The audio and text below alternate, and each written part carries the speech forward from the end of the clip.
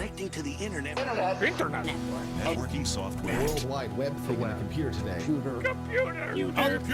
Computer. Net Surfer Pro. Did you ever think this day would come? It's a Tuesday currently. Yeah, but I mean more, the post January of 2024 world we now live in. I mean, in like 2019 and 2020, I certainly didn't, but what's so special about this?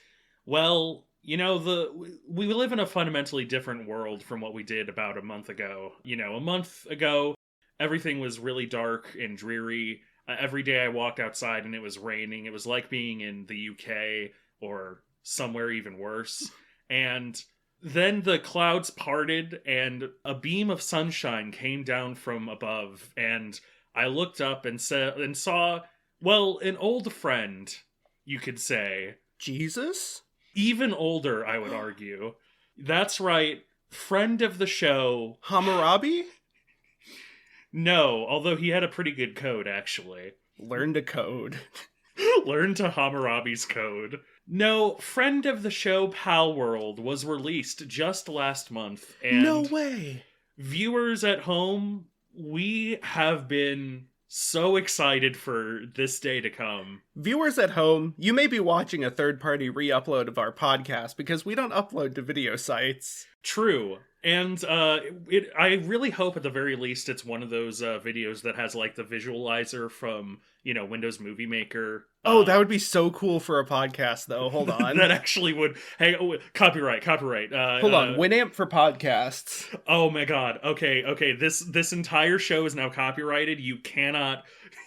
You shouldn't even be listening to this, but please do keep listening. Yes, because this is Net Surfer Pro, a whirlwind ride through the World Wide Web. I am your host, Matthew Marisa. And of course, I'm your co-host, Galen. And yeah, it is Palworld time. Everyone's talking about it. We may be a little late to the exact sort of peak relevancy. But we were early on the hype train for Palworld. Yeah. So, okay. We're actually the real fans, if you think about it. For those who aren't familiar, so Palworld just came out last month. We've been playing it. And we have been anticipating the game for like almost the length of this podcast. Like, I think 2019 was when... It was definitely like somewhere in 2020 or like maybe 2019. Yeah, it has genuinely been for the past at least 3, maybe 4 years. Yeah. We have been like excitedly watching every trailer and replying what at everything we saw. It's the reason we made Trailer Blazes a segment. It is. With like its own name and theme song and everything. And it's out. And, like, it lit the internet on fire. Yeah, in a lot of ways. But I kind of want to just talk about the game itself first. Yes. We'll get into everything around the game afterwards, but I think we need to talk about what the actual gameplay is, because that is a huge part of the game. It sounds dumb saying that. The gameplay is a huge part of the game. But I think also it's a huge part of the whole je ne sais quoi surrounding it. Yeah. I know that's not the correct term for je ne sais quoi, but I also don't know what else to say, so... So, like, I would compare it, for example, to Among Us, where, like, the game and the internet entity are two very separate things. The game is, in Among Us's case, a fairly good social deduction game. Whereas the meme itself went through a million different phases. I kind of view Among Us the same way I view Shrek. Yeah. It's sort of, the crewmate is one of those characters. Yeah, an internet canon character, kind of.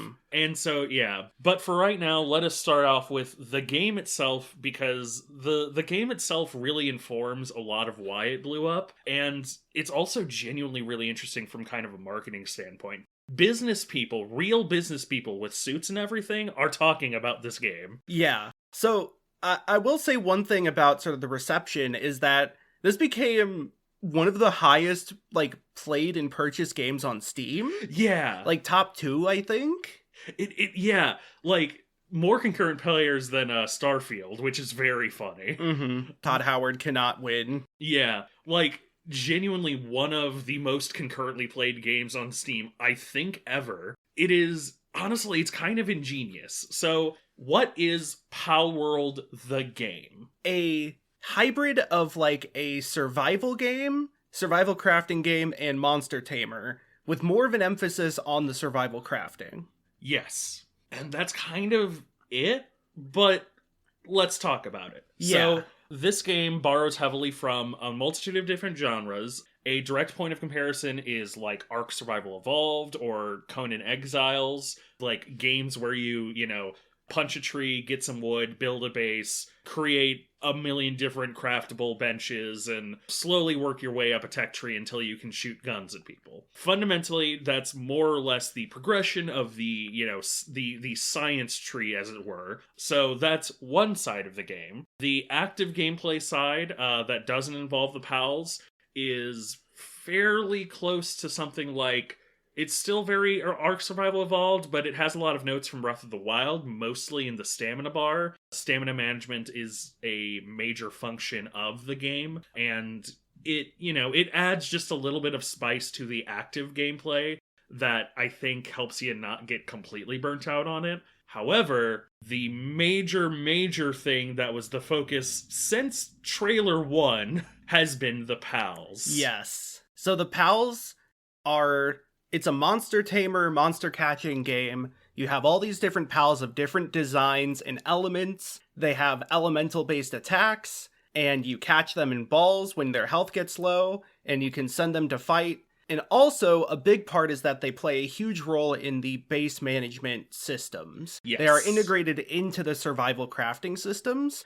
The main thing is that every pal has jobs they can perform at the base, and those interact with different buildings and machines and whatnot. So, like a fire-type pal can light a cooking fire to cook food for you. A grass-type pal can plant seeds or harvest seeds, or maybe even cut down trees for you. And so they are tied into the automation and the base building of the game, as well as like combat exploration. You can ride on some of them you can use as like a Breath of the Wild glider. I'm very specifically not mentioning the main game in the genre of monster catching, because I don't want to fall into that pitfall yet. We're going to hit the pothole eventually, but I want to swerve around it for now. Yes. I'm like doing donuts in the parking lot to continue this extended metaphor. Yes. We're going to bring up Monster Rancher for the PlayStation 1 later. However, and Shin Megami Tensei. However, for right now, I think it is worth analyzing the gameplay on its own merits because it does a lot of very interesting things. Like you said, the fact that it automates a lot of the heavy lifting parts of games like Ark, games like, you know, oh wow, well, I just tried to think of a second one in that exact same genre. Rust, there we go. Yeah, so I need to preface this. I don't normally like survival games. I think I've just had bad experiences with them, but I don't like the worlds in a lot of survival games. I don't enjoy the process of surviving. Like, there's a thing where, like, oftentimes the survival mechanics get in the way of exploration, or, like, base building makes it hard to go far out from the base. And then also a big thing is, like, the manual labor involved. Yes. This is, I think, something a lot of things miss that Minecraft did, is Minecraft, like, at the start, it had a lot of things that inadvertently let you sort of automate, especially using water. Yeah. People would, like, harvest crops by flooding them, and then the water would drain into a pit. But, like, eventually they added more mechanics with things like droppers and hoppers and pistons that allowed them to further create machines that automate. That is a big component of, like, so many popular mods for Minecraft. Yeah. Is the... like, create mods and such where, you know... Feed the Beast... You essentially kind of Factorio it. You just increase the industrial scale. You add tubes. Yeah. And Factorio is a great example of a game that leans into that to create, like, it is a logistics and... I've called it a science game before, where it's a game that rewards experimenting with systems to create essentially, like, machines and weird processes and components. A fully functional, like, high-level Factorio base is practically indistinguishable from a computer chip in terms of, like, functionality. Yeah. Like, that is sort of a really cool component of these games, but, like, if you were to play, like, Don't Starve, there are machines that process materials, but there isn't like a thing that then moves it from one machine to the next, as far as I'm aware. Yeah. For the most part, it is like ferrying things back and forth between a lot of, bespoke timers, more or less. Yeah. And Raft didn't really have any progression in that regard, or at least very little. I played Raft with friends, though. I'll get to like the co-op in a second. That's a big part of why I don't really enjoy these games. That's just like, a lot of these games kind of expect you to do a lot of manual work, but the fact that Palworld has this automation is really nice. What I'm going to reference multiple times is there's a few interviews that the CEO of the company Pocket Pair has done. Pocket Pair, by the way, created Craftopia previously, though from what I understand, the team for Palworld was mostly different. But Mizobe, the CEO of Pocket Pair, did a interview with automaton.com, as well as made a blog post on note.com, which was translated by @Repetio. By the way, Repetio, I believe we have an outstanding invitation, but if you want to come on and talk about Cartoon Network Punch Time Explosion.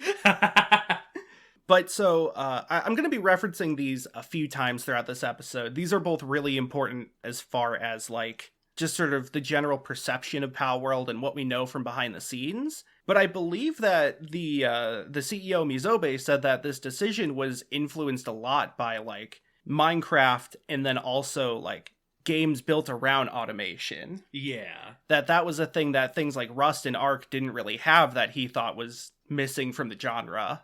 And honestly, I think he's very correct about it. Yeah. One of my favorite things is that two of the important resources in the game can be completely automated, wood and stone. Yes. Pretty early on, you get like generators for them. And so as long as you have a pal that is like working at that location with either mining or chopping, you can automate that resource collection. And since that happens no matter how far you are from the base, it really allows you to explore and not worry about like these really basic resources that are used in everything. Yeah. So let's dig into the gameplay a little bit. Yeah. And let's dig into the pals a little bit specifically. Yeah. So part of the appeal, there's 111 pals. Number one, I think that's a pretty good number, honestly. That's a fun number. That's a very fun number to have. I would prefer 121 or 120 just because it's a square number, but a 111 is still fine. Yeah. But number two, there's like 10 or so bespoke actions that pals can, take in general. Like you said, but the reason the reason I'm re-explaining is that a lot of the personalities of pals is specifically tied to like the number of things that they can do or the specific type of things. For example, one of the first, I think, like, I'm going to say mini bosses that you'll probably encounter is Ep93. And they're not usually the toughest exactly, like, especially once you get just generally better progression. But they almost all spawn at, like, level 9, level 11, and when you start off, at level 1 with nothing, obviously that's sort of a hurdle to cross. Yeah. But they're also a very important hurdle to cross because they are literally, I think, the earliest ones that can actually chop wood. I want to say the green monkey can. Liftmonk? Not Liftmonk. Tansy. Tansy can, but Tansy shows up in later areas. Oh, okay. Yeah. Actually, but to that note, a lot of the, like, henchmen, the henchman pals, Liftmonk, Kativa, probably also to an extent, the wool, the little sheep guy who I can't remember. Lamball. A lot of them have, like, wide varieties where it's like, they not only can, chop wood, for example, which, like, Ep93, for example, can really only chop wood, but he does it very well. Liftmonk can help build, can help craft, can help carry things from one area to the other, can help plant. Kativa can help mine, can help build as well. Can help harvest.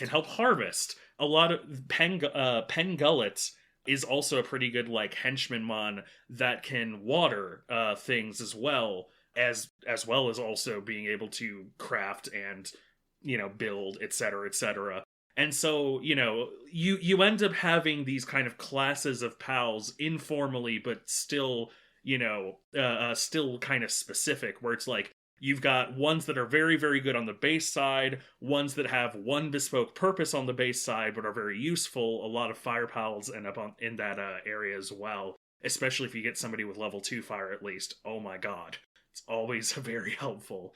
But then you have things like Toko Toko, or Dire Howl, where they don't have a whole lot of specific base use. However, carrying them around in your party gives you a really good functionality. Dire Howl is another, like, I'm going to say somewhat mini-boss-y one. It's sort of a difficulty spike. Yeah, like, a Dire Howl from a fresh player standpoint is kind of a big threat because they're not just pretty strong, but they will actively hunt you down. And they come in packs. Yep. However, once you get even one, if you can craft a Dire Howl saddle, which isn't terribly difficult with the materials provided to you, they are by far the best early game movement option. Yeah. Like, they are just generally really fast.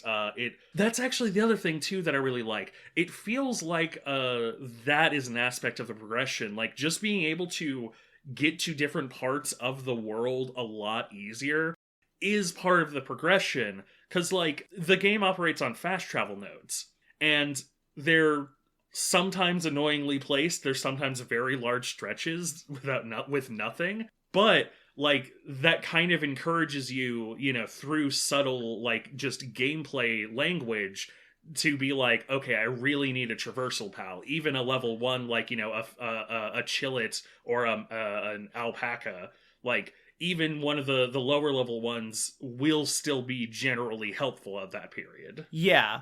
Yeah, so essentially what you're getting at is that instead of the pals just being used for combat, they are integrated into, like, every part of the game. Yep. And even then, there are some that are used in combat, but that's, like, their niche. But I think that appears more of a niche because there are some where their niche is in the base or for utility. You know, you have ones that you ride around and they're fast, but you might not want to use them in a fight, because, like, things like type advantage are still a thing. Yep. Whereas, like, Toko Toko, which you mentioned, is a grenade launcher. Yeah. It's essentially the Breagle Blaster from Banjo-Kazooie. It really is. And so, like, that bird does not have any right doing anything else in your team or your base. It just exists to shoot egg. Yeah. But, like, that's kind of interesting in terms of, like, a way to view roles in a game. Yeah. Because the thing with a lot of monster tamers is you kind of have to balance individuality with appearance and individuality in gameplay. Like, if you have all these monsters that are all cool, but they all do the same thing, it does let players kind of choose which ones are their favorite, but it's really hard to get people invested into some of them. Because, like, for me at least, in that other monster taming series, like, some of my favorites are ones that have really interesting roles and niches. And I think in this game, too, a lot of the more interesting pals, or the ones I've grown attached to, are the ones that have very specific uses. There's one thing that a friend of ours has pointed out, is that to breed pals, which is a like mid to higher level thing you want to do with pals, it requires an egg, which is literally only laid by the literal shittiest pal, Chickapee. Yeah. Like, Chickapee, the little guy who's just a little chicken, lays eggs, and that's practically all they do. Mm-hmm. But it's incredibly important, and that's really fun that, like, even the earliest pal you can get practically has a specific niche that only they can fulfill. Well, I ain't never had a garbanzo bean lay an egg in my base.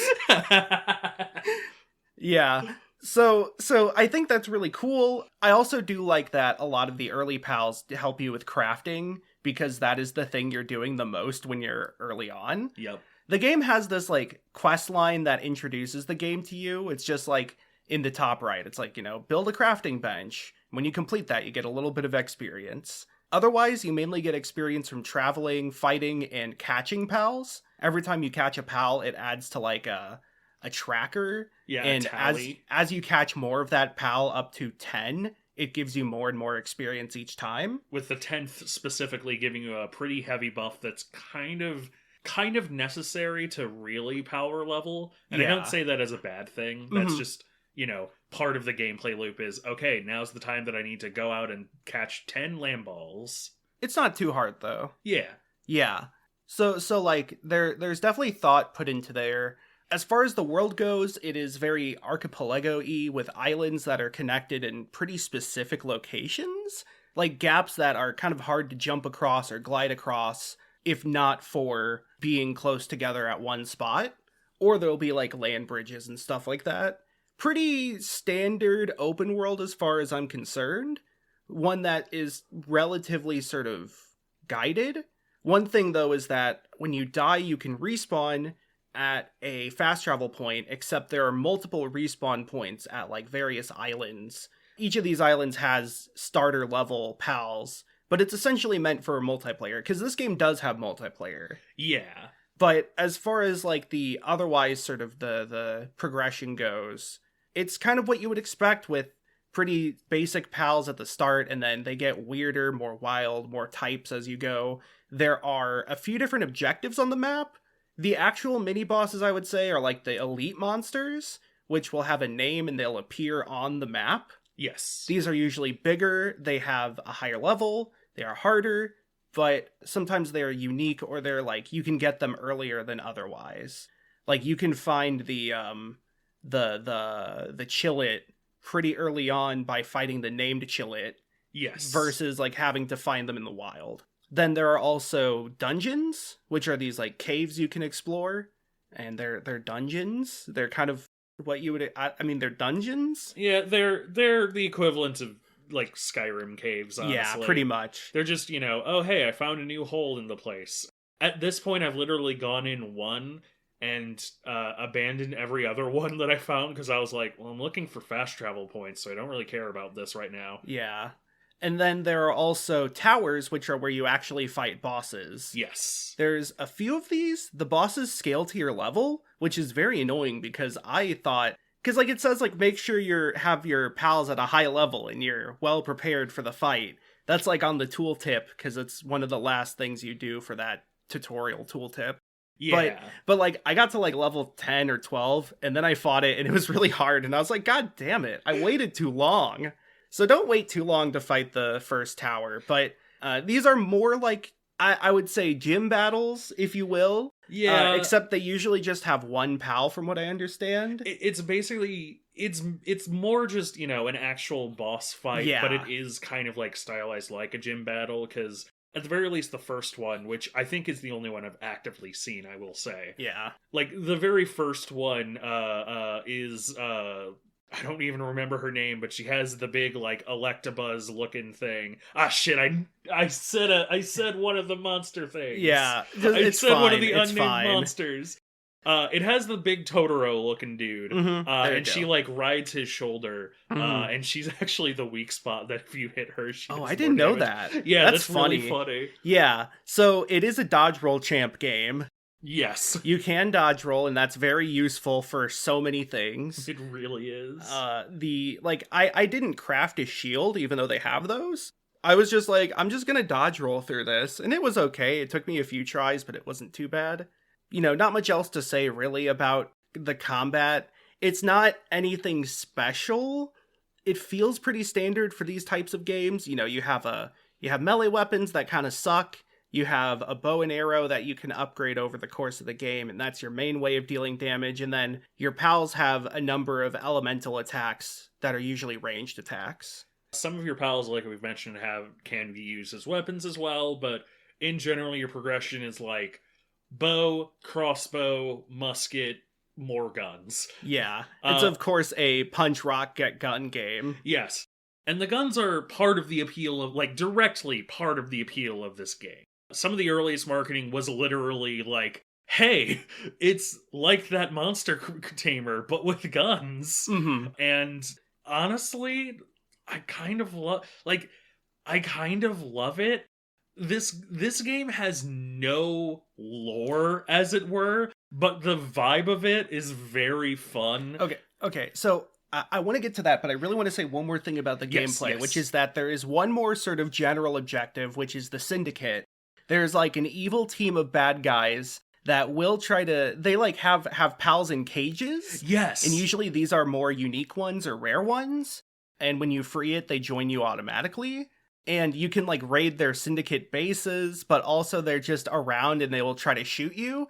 And you can capture them and like have them work in your base, or you could just sell them to the people that buy pals. It's wild. Okay, now we can talk about that because I think a big part of this game is the absolute batshit concept behind it and how it leans so hard into that curve. Okay, this game, if you want the specific reason why this game did well, and I am throwing out every part of my enjoyment. I'm looking at this purely as a marketing standpoint. This game is a streamer game. Yes. This game marketed itself directly towards people who are watching, like people who were watching the PS4 State of Play or whatever the fuck, and then saw that first trailer and saw that it had a Pikachu looking thing with a gun and went, what the fuck? Yeah, Pokemon with guns is sort of the term people say, and it's not entirely wrong. It is funny though, because you don't get guns for quite a while in the game. True. But like, that was a big part of the appeal of the game. And not just that, I think, but like, since the start, they really leaned hard into the like weirdly dark aspects of like slave labor. Yes. And like, you know, slave camps and sweatshops, and like every trailer that focused on other parts of like the base building and gameplay just added more to that. And I think that was a big thing, is the total clash of silly cute monsters with this is, you know, construction assembly line. This little lift monk looking sad, surrounded by 500 others. It's like a PETA parody game, but played completely straight. Yeah. Like, and that is directly part of the appeal too, is just like, you know, it's a game that allows you to be a bit of a dick by catching a little chipmunk and putting it to work. And you know what's also funny is like, that is not the goal of the game. Yeah. Because, so pals do have like stress levels and health levels, and a big part of base management is making sure the pals are happy by like having comfort, being well fed. One of the early improvements you get is like a hot tub for them to relax in. Yeah. And like you want to swap them out so that they can take breaks. The one aspect that requires a bit of management that I really like is that there's a pal feed box, which is usually where all of your berries are going to go. Except if you just let your pals eat raw berries, they're going to continue to lose sanity. So like literally at the bare minimum, baking your berries and just throwing the baked berries in there is at least enough to kind of, you know, make things even out. But like, it kind of emphasizes that your pals need that little bit extra care. You can at any point mouse over a pal and pet it. You can just be like, hit 4, mouse over pet, and be like, hey, Kativa, come here, and you give it a little pet. You can mouse over a pet so you can pet over a mouse. True. There's actually no mouse pal in the game. I mean, Jolt Hog is kind of close. Yeah, that's fair. But it's a hedgehog. Sure. It is a hedgehog. Its name is Jolt that hedgehog Hog. Again. Where's that damn 4th pal base? Yeah. Yeah, like, I think they won marketing points by leaning into the sweatshop aspect, but that is not the goal of the game, to be like this evil, like, overlord boss. Honestly, the game kind of explicitly encourages you to not be that. I think that capturing humans is essentially frowned upon by the game, more or less. I haven't found anything that would punish me for it. That's fair. I'm willing to bet it might add people to the rotation of people who attack you, honestly. Maybe. I just have a guy walking the beat right now. Nice. Like Sergeant O'Leary.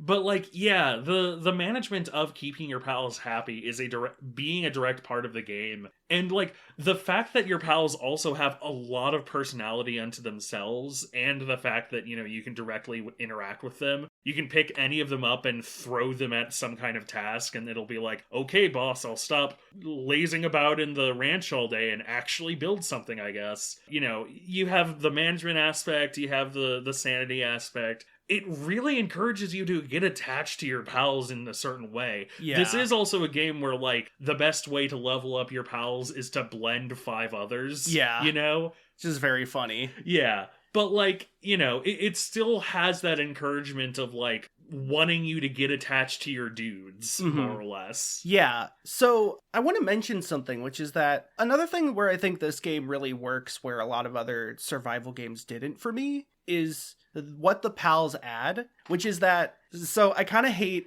a lot of open world games because they're boring. Understandable. Like, especially the world design, it feels like they don't really have a lot of interesting areas. And the areas they do have that are interesting are either few and far between or just like used for like a story quest, but not as part of the world itself. While Palworld doesn't entirely have great areas, I would say it has some that are a lot better than what Scarlet and Violet has. Yeah. And I'm not talking like graphical fidelity, I mean in terms of design and direction and like appearance. However, I think the pals add a lot to this. So like in something like Don't Starve or Scrap Mechanic, there's maybe story reasons to explore, and then there's resources that you can only get by exploring, but like you don't really get much else from it, and you have to really push yourself to get out of your base and move. In Palworld, I feel like the pals themselves add a huge reason to explore. Yes. Which is like so handy to just be like, oh, I want to get a new pal. I'll go in a direction until I get one. Because like having goals and being able to set those goals and follow them is really crucial for survival games because usually they're player driven. You don't have like, go to the northern realm and capture the stone of Alcidor so you can open the gate to the unknown tomb. You have to go collect all 7 crystal stars and then you'll open the 1,000-year door.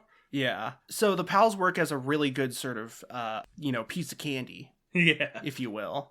A good trail. I think it also adds something, the, like, assaults that happen on your base are also a good aspect of that. Because a lot of times, if they aren't humans, they will be pals, and they'll be pals that, like, aren't in the starting areas, you know? Yeah. So, like, a lot of the areas that you're more likely to make your first base, you can get attacked by a Lovander and be like, oh shit, now I have a Lovander and they're staggeringly useful around the base. Mm-hmm. Or the Toko and be like, now that I have one, I can just get a grenade launcher. Like, you know, it adds that little piece of candy that goes like, oh, they're somewhere out in the world and I can go grab even more of them.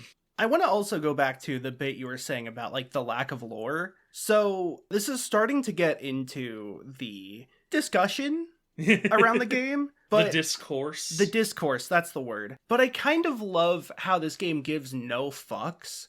Like, this game, at many times it does feel like a copy of Pokemon in some ways. But like, at the same time, I kind of don't care, and I love, because like, there's so many times where people will make like a game that looks like Pokemon, but like it ends up sucking because it plays like nothing and there's no new ideas to it. So it's just a monster tamer with elements. But like all the other stuff added to this game really gives it an identity to where the monsters that do feel like direct, like maybe not copies, but sort of, you know, really reminiscent of existing Pokemon. Yeah. Cough, Lamball, cough. Feel like it's part of the joke. It's like part of the bit almost. Like Pokemon with guns is such a wild like parody of an idea that it feels like that's what the rest of the game is going for, and it almost gives it a pass. I want to bring up like a parody movie, but it's kind of hard to bring them up because most are bad and the good ones are not quite as obvious on the nose. I guess I could say like Scary Movie. Yeah. When one of the Scary Movies has a reference to a movie, it's not that they're copying it, it's that it's just like a direct like, look, remember that? And maybe that's not the best example. Hold on, I'm just going to cut this from the record. Excised. It might not necessarily be a parody of Pokemon, and from what I can tell, they're really trying to be like, no, we didn't take any inspiration from Pokemon because they are being investigated by Nintendo's lawyers. Yeah. I do want to mention that in the Automaton interview, Mizobe said that they went through multiple legal like reviews before releasing the game. Yeah. So, There's two things I want to say to the air of the discourse, and then never want to talk about it again, as it were. Number one is, if Nintendo thought they had a case, Palworld would not have sold 8 million copies. It would have been immediately struck down. Mm-hmm. Like, Nintendo doesn't have a legal case here in that, yes, it takes obvious inspiration. Like, it's insane to try and insist that, it doesn't. And to a certain extent, you could call it copying design elements. However, they're allowed to do that. Like, they are allowed to do that. Legally, it is distinct enough to, be its own original thing, or it, skirts just enough to the line of parody that, legally speaking, they would be protected. And even if it legally wasn't a parody, like, I don't know, cassette beasts also exist. Like, there are other, like you said, other games that are in this specific genre of monster tamer that, while not as directly, specific as Palworld is, also exist and, like, also are unique enough to not be just copies, not be legally, able to be sued for it. And number two, the moral aspect is, I'm trying not to be mean about the discourse, because, like... Yeah. Okay, how about, let's take a step back. Yeah, let's take one step back. I want to establish a few of the main topics around the discourse. So the first is that the monsters look like Pokemon. I will start off by saying that this is a problem that a number of monster taming games have, is that people automatically assume it's a Pokemon ripoff, or like Monster Sanctuary. From what I've heard, it's a very good monster taming game, but, like, if you bring it up, it's like, isn't that a Pokemon clone? I think this is a problem that plat fighters have had for a long time as well, with being labeled Smash clones. Yeah. Is because there is a big property in the genre, everything gets compared to that automatically. And I mean, Pokemon wasn't even the first monster tamer. Yeah. A lot of people point to Shin Megami Tensei or some of the Dragon Quest monsters type stuff. I did just bring up Monster Rancher. That's another example that has its own direct cult following. Yeah. And these are all pretty different games with some similarities. And I mean, but at the same time, there are a lot of elements of Palworld that are very reminiscent of Pokemon.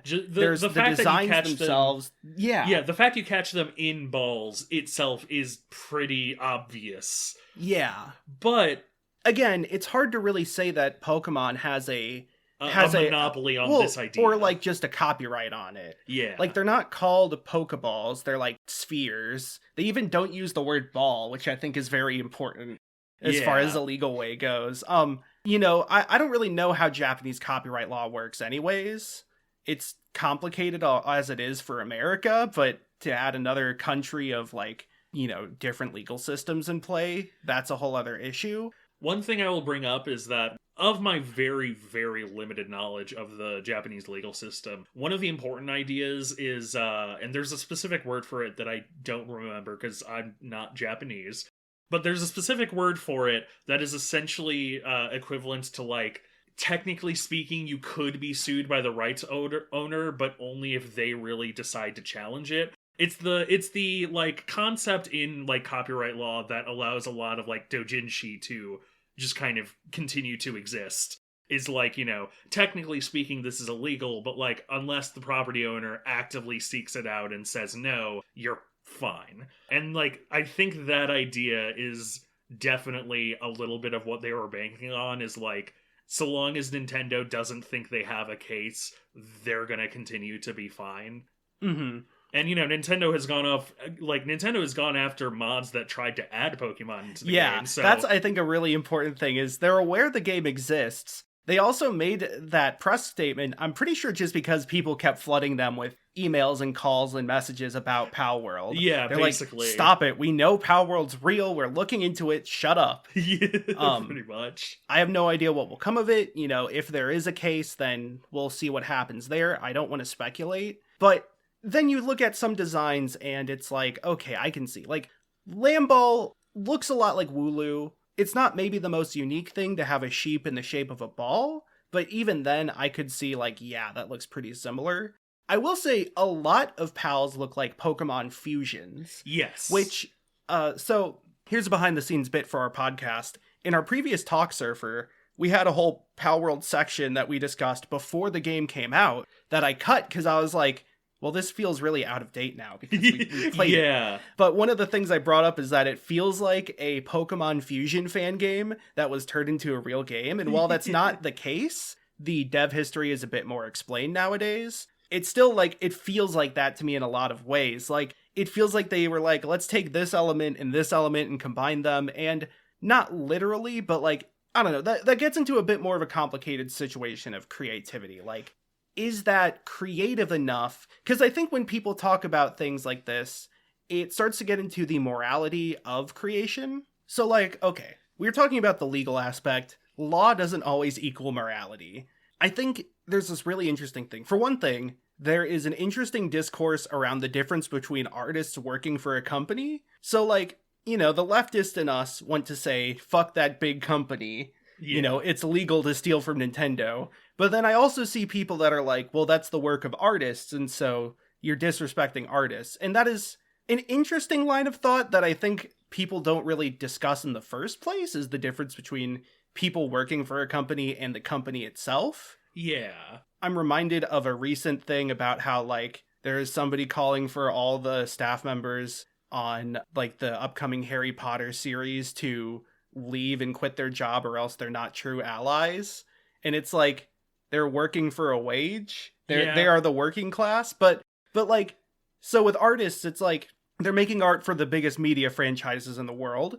But does that art belong to them, like, spiritually, or like, like, if you were to, because I believe in sampling really heavily. Yes. And sampling largely, for me at least, is a punching up sort of method.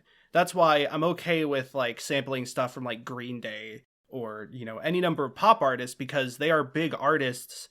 I'm not really affecting their livelihood through this, even though they are creators, and I can recognize that they are artists with their own intention. It doesn't feel the same as if I were to sample from somebody with like 10 listens on SoundCloud. Yes. There's a couple of, for example, Jazz Emu songs that I've kind of wanted to use in mashups, but I've genuinely gone like, yeah, but I don't know if people would even know that it's Jazz Emu. And, you know, if it's not recognizable, then I don't know if that's Ellie exactly it. Yes, Ellie Spectacular on her mashup albums will specifically cite the artists for these smaller things. Yes. So like, she has used The Living Tombstone before, and she cites The Living Tombstone on the track as like a co-artist. Yeah. Or like featuring that or what have you. Whereas like, she doesn't cite Alanis Morissette, because everyone who's familiar with pop music to certain degrees from 90s and 2000s knows what an Alanis Morissette song is. Yes. So, like, that's sampling, though. As far as, like, is it morally okay to copy Pokemon designs? Generally, I would say, yeah, I don't know. I mean, I'm just a person on the internet. I'm just a little guy. I'm just a little guy. I've done Pokemon spriting in the past where it's combining Pokemon sprites together. Yes. That was a whole thing in the 2000s on YouTube. Oh, yeah. Shout outs to 205205. I hope you're doing well. And shout outs to, is it Alana or is it Aliana? Who is trans and she is cool. It's Eliana. That's the character that you play, who's also trans and cool. So, like as far as combining Pokemon together, that's something I'm familiar with. And let's not forget that Pokemon Infinite Fusions kind of blew up last year. Yeah. And that is a fan game built around combining Pokemon. Does turning that from like... So, like, here's another thing. Let's imagine a Pokemon fan game that everyone loves that got C&D'd by Nintendo. If they were to then change the designs just enough on the knob that they look slightly different, they're Blonic, you know? Yeah. Then would that, like, make it okay? Because I think people often view Nintendo and Co. as, like, these evil aggressors against creativity. But, like, this is a dev that is essentially doing the bare minimum to avoid that.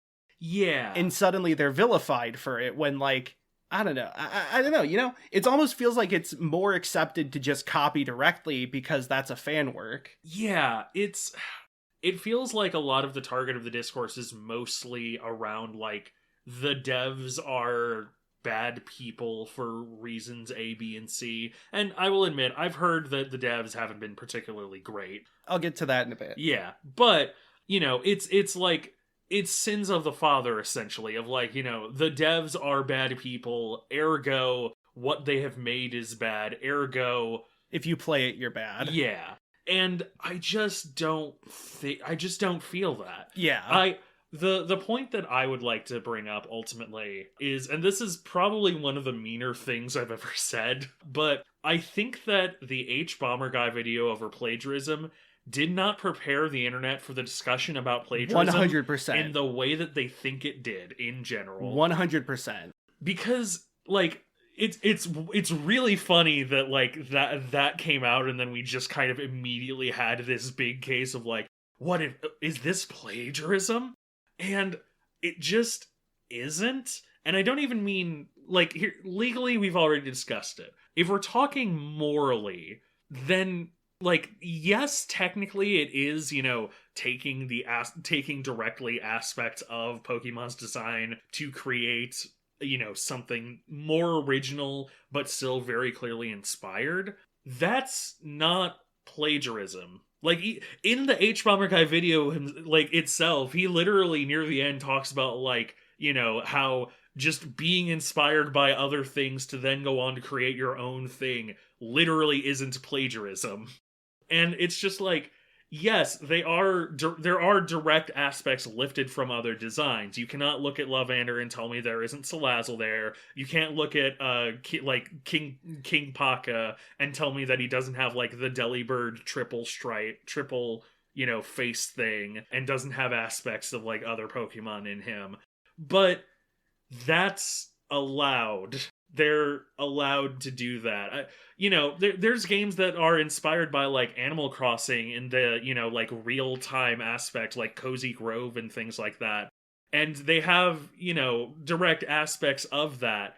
But if somebody made a game that, you know, borrowed heavily from the visual stylings of Animal Crossing, you wouldn't be like, that's plagiarism. They have plagiarized this big company. Yeah. I think, like, to appeal to the authority of H-Bomber Guy, he gives permission to Ludwig's yoink and twist mentality. Yeah. Which is to essentially steal a concept, but then twist it with, like, a slight difference, such that it becomes a new concept. Yeah. That's used for video creation, like a video challenge that he then modifies a bit. But I think, like, combining things is a tried and true way of getting a new thing, especially in terms of, like, media. You know, like, speaking of Animal Crossing, Cult of the Lamb is big. Yeah. The character designs are somewhat Animal Crossing-y, but, like, its appeal was Animal Crossing plus Binding of Isaac. Yeah. That was, like, the concept behind the game, and that is a combination of two different genres and tones and styles that worked really well for that game. And I think people generally understood that, like, while it looks like Animal Crossing plus all these other roguelites, that makes it a unique game. Yeah. I think the other thing about plagiarism, I want to mention that there has been a lot of discussion about whether or not the game copied models from Pokemon. This has been this huge thing. I need you to understand, I'm not a 3D artist. I don't really understand all the tech behind it. That being said, while there are similarities, it doesn't feel like there are smoking guns. Yeah. There's been some that are very similar to where I could see that the artist might have used a Pokemon model as a reference. Whether that counts as tracing is really hard to say. I feel like if they went in and, like, removed or touched up some of those, it would be better.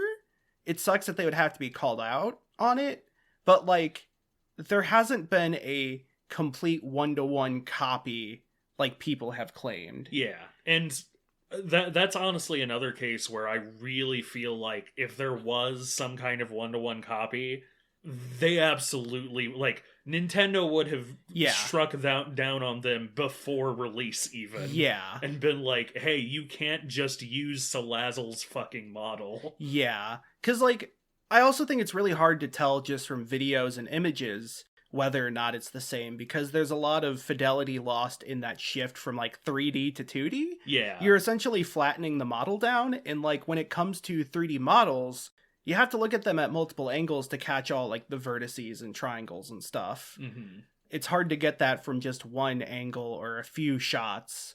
So it's hard to do from just as a spectator and not someone with like experience with Maya or anything. That's like maybe the most I've seen that's really compelling, but even then there have been counter arguments and counter arguments, and I don't want to name names because some people have already been harassed over this. Yeah, same. Like, there was one person I quote tweeted, and I literally kind of felt bad about it because they were already getting a million replies. But it was also a case of I was like, I feel like I need to add to this because ultimately I don't like that this discourse is happening, and not even in a way of like, I don't like this because I like this game. I feel like the discourse didn't help anything, ultimately. The other discourse that we need to bring up is AI. Yes. This game, as far as any one of us can tell, does not use any AI-generated assets. The reason people assume it is A, because the CEO said that he's interested in AI, and B, because AI is a hot topic right now. Yeah. Now, this is a really complicated topic to talk about, again, because I'm not, like, extremely well-versed on it. I'm not an expert. However, it's also complicated because AI literacy is not at a good spot. Yes. I think my general stance on AI is that I'm not opposed to the concept of AI. I don't like training data that is essentially stolen from people without their consent. I think it would be a lot better if if we just like removed all AI that currently exists and only used opt-in voluntary training data sampling. Yes. Additionally, I don't think the usage of AI in a product is that bad. However, I mean, I don't want it to put people out of jobs, mainly just because I don't think we're in a society that can afford that. Yes. Like, I don't think that the shows or movies that would be made using AI writers would be good. I understand that it's happening, or that executives want it to happen, artists don't. I'm for the artists, I'm for the actors, the writers, etc. This is what I expected, is that they want to cut costs and make more money. And it's good that unions are fighting against that, because ultimately I want people to be able to live and make a living off of the things they like doing. Yeah. May I step upon my soapbox for one brief moment? Yeah, let me just get all the soap out of it. Yeah, here, just gonna dump out all the soap. Okay, turn it over if you don't mind. Mm-hmm. Okay, so you've turned it so that the inside is okay. So I guess I'm just gonna the inside's inside. Up, but you can step on the soapbox. You didn't say it needs to be raised up. You know, that's on me. That's on me, I suppose. There's a soapbox between your foot and the floor. Fair enough. Please just don't fill it back up with soap when I step in it. Sorry. I was already going to do that. If you don't want me to, I have to drain the water again. Ah, darn it. You know what? Keep the water in. It's fine. It's fine. All right, so I'm now on my soapbox. I would like to predict what's going to happen for the next couple of years with AI, because I feel like this is essentially just a story that has happened with other technologies. What's going to happen is a lot of high-level executives, and this is already pretty much happening, high-level executives look at AI because it's being billed as the solution to a million different problems. They can downsize a bunch of costs. They're going to go, awesome, we don't have to pay all of these writers, artists, what have you. A lot of those people are going to lose jobs. Again, already happening. What's going to then happen immediately after, step 2 of this process, is, these models actually don't solve these problems. In fact, they kind of compound some of them. Like, there's going to be cases where AI works, and then there's going to be cases where AI doesn't. And piecemeal, artists and writers are going to get their jobs back when they realize that AI actually doesn't solve everything. Now, that is still bad because they got fired in the first place and are going to be rehired back at probably lower rates because, again, people at the top assumed that this would solve everything, and it just wouldn't. But I also think that just if I can add anything to the discourse, this has happened with so many other technologies. I was just going to say, like, not even a year ago, this was NFTs and like blockchain stuff. Yeah. It still kind of is happening with that. Is like execs being like, we're looking to see how we can integrate NFTs into our, clothing distribution service. Yeah. Square Enix is still trying to do things with NFTs, which is insane. But like there's no purpose to doing it. It's just doing it because the people who are behind the technology are selling dreams that aren't real. Yeah. And in the same way that it crashed and burned, AI is going to not solve all the problems that it insisted it would solve, and people are going to be re-entering the workforce, and that's going to suck for a period, but it's also not going to end the world, and we're probably going to get used to it. Like you said, AI literacy isn't where it should be, and it isn't as high as it is going to be, but, like, ultimately, I feel like AI is a problem that will pass in much the same way that NFTs passed, in much the same way that a lot of other Web 3.0 bullshit passed. The metaverse more or less has passed at this point. It's a bubble. Yeah, it's a bubble. Yeah. I do think there needs to be a better discussion about automation and the future of automation and how that will affect society. Yes. Because I do think, maybe not in the next 10 years, but maybe 20 years, technology is getting to the point where more and more, like, labor jobs are going to be automated through some means, and we are just not built to support that many people without jobs. Like, again, I don't want to like show my ass right now, but I could totally see like janitorial work getting automated further. Yeah. That is something that is not super complicated, but like still needs some extra effort to do, so it can't be fully automated now. But like that means it's going to put some people out of a job. Yeah. At that point, you know, do we just say no to the automation? Because I feel like this is sort of just a thought about like science, is that I'm very like, I think if we were in a perfect world, automation would be so cool for stuff like that. Yes. But the problem is we don't have the systems to support people when those methods of getting income are gone. Yeah. Those people are working those jobs because they need a job. They're not working it because they love cleaning the toilets. Like, maybe they do, but like, in general, janitorial work is done because it's fairly stable and lower skill than other positions. Everyone's got a shit. Yeah, everyone's got a shit, and somebody's got to clean the toilets. Exactly. You know, that's just one aspect. It's like the Industrial Revolution. And I don't want to say this is a revolution, you have to live with it. But I think that there are other discussions beyond this, and that this is a sign of things to come that do need to be addressed. Yeah, I feel like this is ultimately going to coincide with the like major tech layoffs that have just been continually happening. I feel like without doom spiraling, yeah, I feel like we are very clearly headed toward a recession, and the U.S. government at the very least is just basically staving it off 1, 2, 3, and now you can count to 3 as long as they possibly can before they have to deal with all the consequences. Yep. And, you know, like, it's ultimately just going to be another situation of, like you said, we aren't prepared for it, and so ultimately, at some point, we're going to have the bubble pop, and a lot of fallout happen, and we're just going to have to pick up the pieces.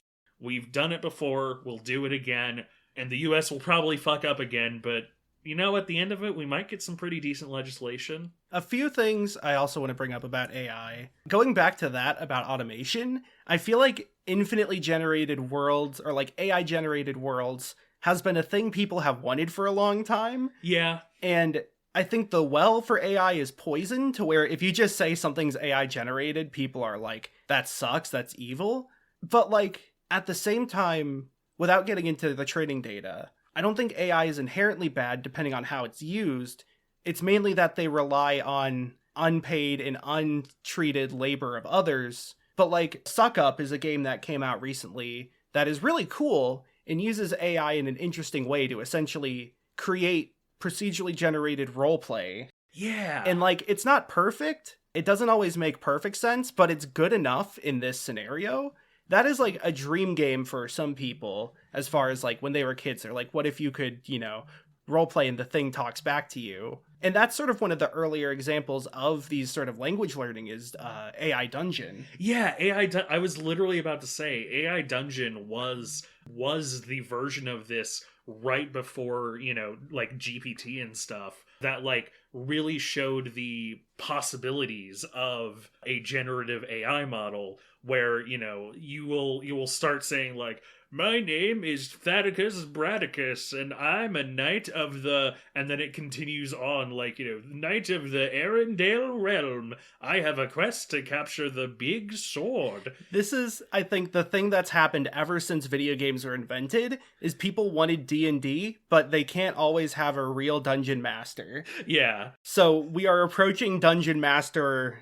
as like that's what AI is it's people trying to get a dungeon master for their video game. And I would further point out that we just had one of the best examples of why AI will not replace it, which is Baldur's Gate 3, because a human curated experience that is, you know, that emulates a dungeon master will generally always be better than an AI generated one. Yeah, like Baldur's Gate 3 has incredible writing and characters and story, and those are things that are so hard for an AI to get down. Exactly. Like, the idea of a human constructed piece, like, even if it has elements of AI to help here and there, having that human oversight will always lead to a better product. I also want to mention Infinite Craft, which is by the creator of previous Indie Game of the Year winner, Yeah. Neil.fun. Infinite Craft is like Doodle God, but AI proc gen to allow for infinite combinations, and sometimes you get really funny ones. Yeah. But like,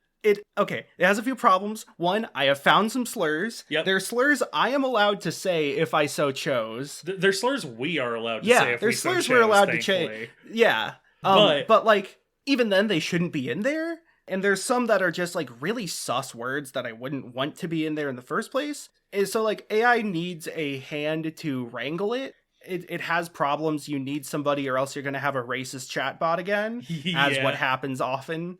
Because internet's full of racists. But also, there's a lot that doesn't make sense, like adding Godzilla to Godzilla something to get, like, Godzilla Zilla Zilla.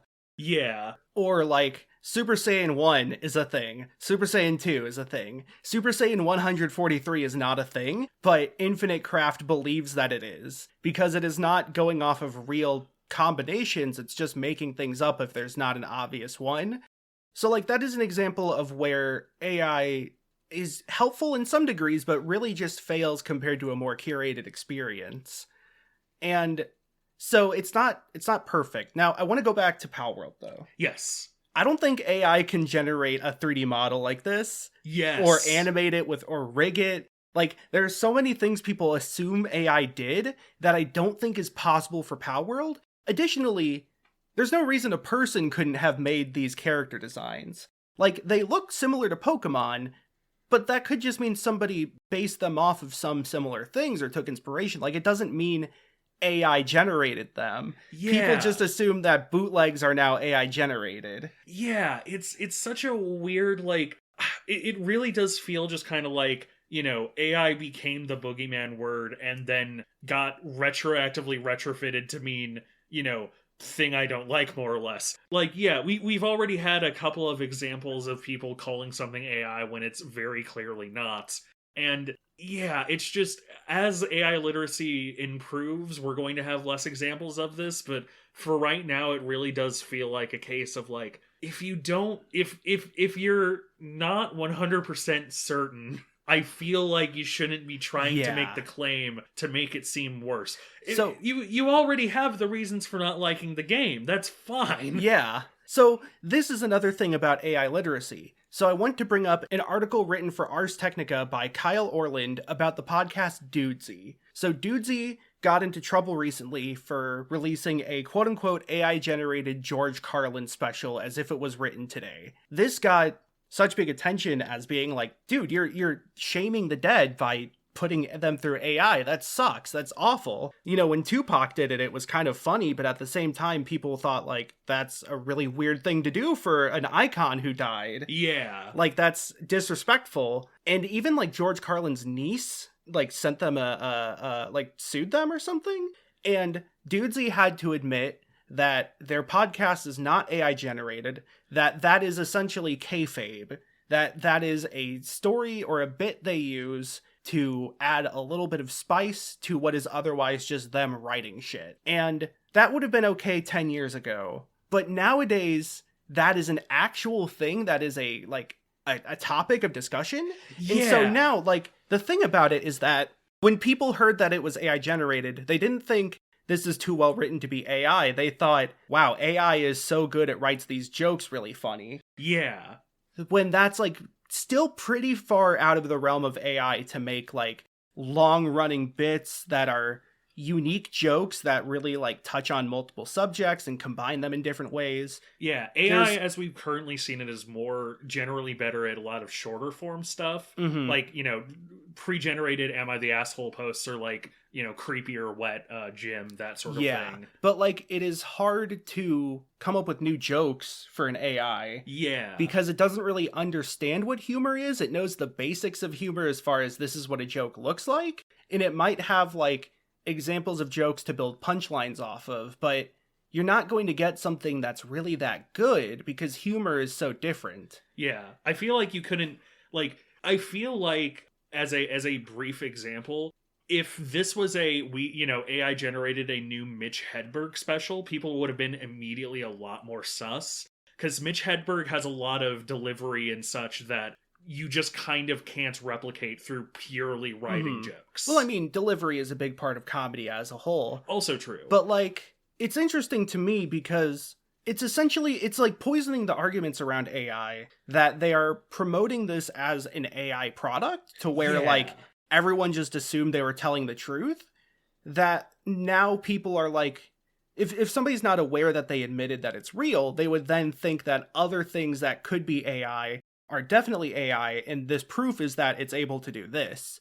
Like, it's again, it feels like people are just assuming AI can do more than it can, and some of that's because people are pretending that AI is doing more than it's possible to do. Yeah. And that leads to things like people assuming, like, of course they would use AI to make 3D models. Why wouldn't they? Without really stopping to look into whether or not that can be done, just because it seems like it could be the case. And that makes talking about it so difficult. And I don't want this entire section to be about AI. I have more Palworld specific stuff, but like that is a big part of the AI discussion and in turn the Palworld discussion. And I think there needs to be a lot more like literature about the actual literal definitions of AI and what it can do currently, as well as like what things are and aren't AI. Yeah. And people need to be really responsible with whether they label what they're doing as AI or not, because if they are passing something off as AI when it's handwritten, you're both like making yourself look worse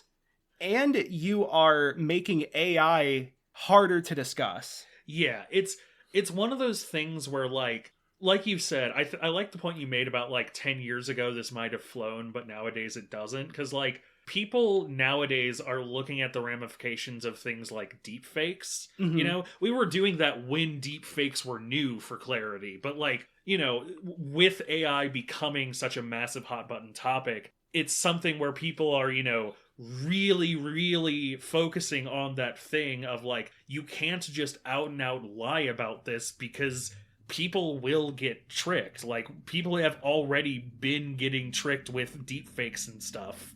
So, yeah. You know. And on the subject of Dudesy, if they were to just be like, we wrote a modern comedy special as if George Carlin was still alive today, it might be a little cringy, but that is something people do. Yeah. That's like, people will go on Twitter and make up fake routines for existing comedians. Yeah.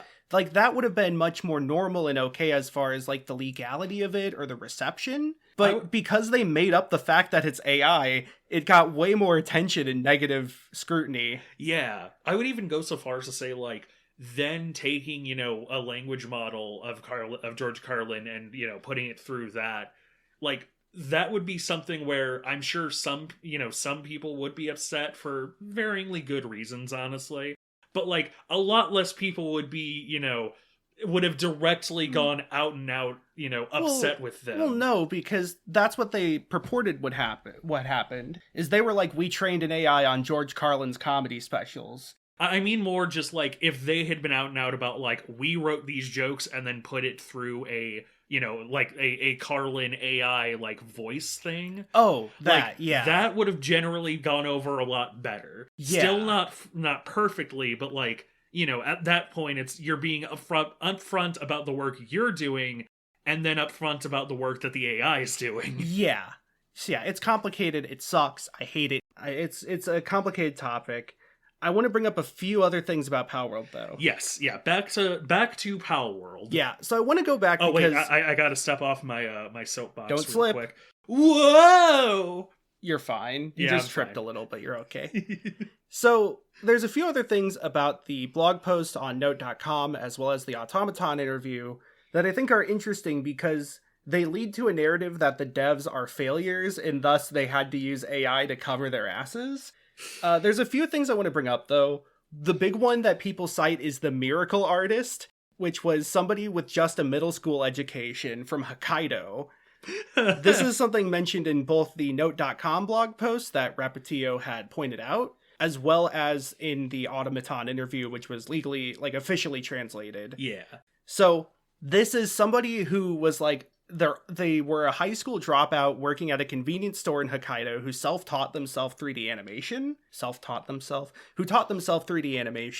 and they were found not because they needed monster designs, but because they had gun animations they uploaded to YouTube on a demo reel. Nice. So it's more so that they needed somebody who animated things like guns, and he even pointed out, Mizobe, the CEO, pointed out that since shooters aren't as popular in Japan, it's a lot harder to find artists with that experience. Yeah. Especially artists willing to work with a small company. One thing that I do think is really funny is they had no source control naming, which means that they just had versions of the game that weren't labeled as the next version or what have you. Oh, no. So they would keep sending people the wrong versions. Now they have it, but that was something they had to do. Yeah.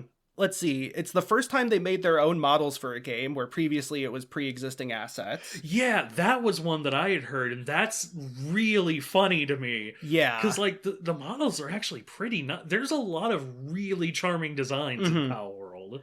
I want to also mention that they more than quadrupled their staff.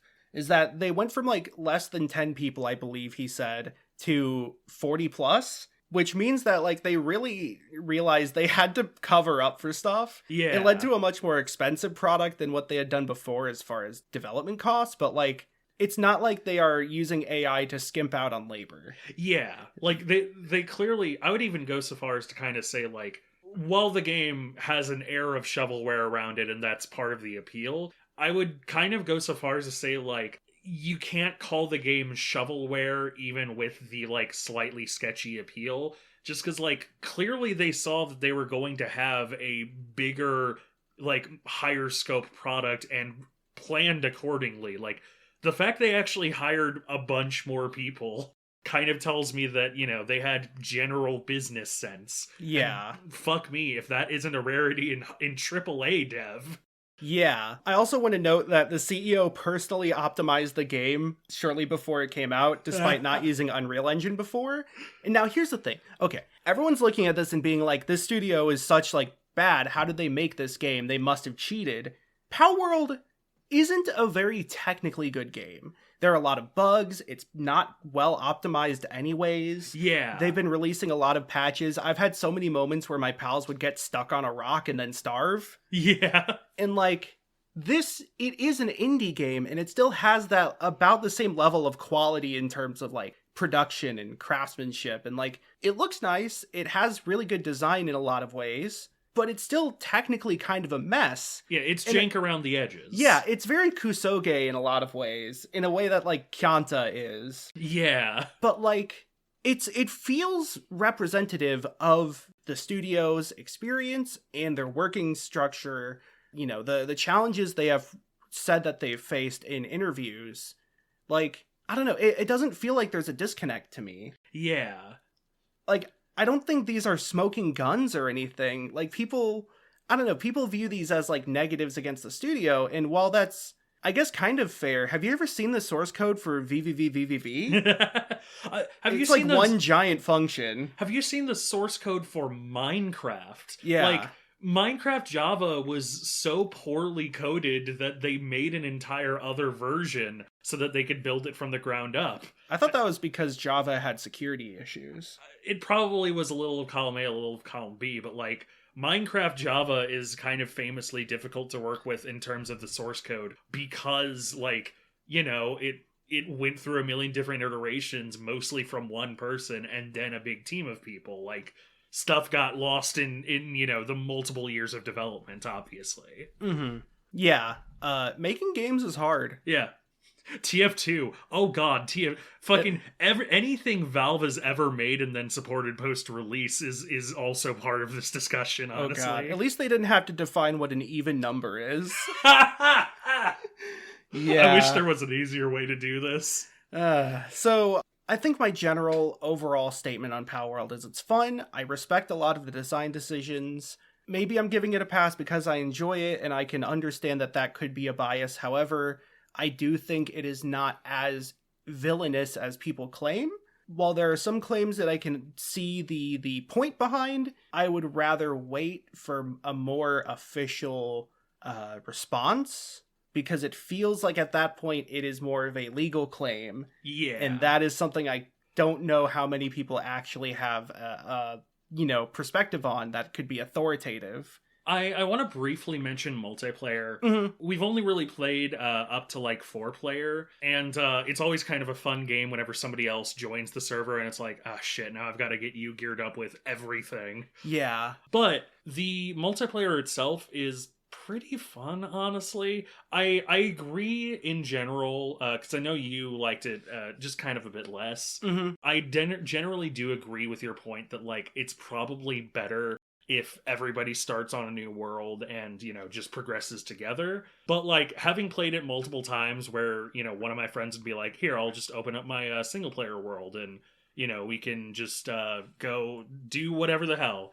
Like, it's fun enough to kind of, you know, be able to skip a lot of the early stuff while still having to, you know, power level and things yourself. Like, it's really engaging. Just it's also very fun to be with your dudes and with your friends. It's fun to catch a pal and be like, yo, I just caught a lucky deer or whatever. So that was fun when we first played the game because everything was new. Yeah. But, like, I don't feel like I have fun showing off my pals when both me and everyone else knows how common they are. Yeah. Or, like, where to get them. I really get this bad sort of catch-up FOMO of, like, it feels like I am so far behind all the other players that I'm either, like, I don't know what goal to pursue, or they are talking about doing things that are fundamentally different from me, and so I feel left out. Yeah. And I'm trying to catch 10 lamb balls while my friend is trying to find a good ore node spot to set up a second base. Yeah. And then it also, yeah, like the tooltips and the tutorial stuff, you can't skip or get rid of. Yeah. If there was an option to skip that would help. And if there was like a sync level to server owner, in the case of joining another player's game, that would help immensely. Just like, if it was like I could hop in and assist briefly, that would be great. But I feel like I have to put the same amount of commitment into it as I do my own private game. But then, like, I have 3 friends who own the game, and each of them has their own, you know, save files. Yeah. I don't want to have to start over 3 times for 3 different people just to catch up to where they are. I will also say, I used one of these opportunities to invest solely into attack, because attack is the most useless stat. Mm-hmm. And so I was like, I want to see if this does literally anything. And shock horror, come to find out, it did basically nothing, and I permanently gimped myself. It actually kind of hurts you because it's harder to get things to a very low health. Yeah. When you have such a high attack. Especially if you're trying to catch low-level pals. Yeah. Yeah. So that was kind of fun. We're currently looking for like the equivalent of a bottle of Fantasia, which requires catching a million Lavander or whatever. But, like, I remember playing Don't Starve together with friends, and I was like, okay, there's like 100 characters, who do I pick? And they were like, I don't know, I'm picking this one.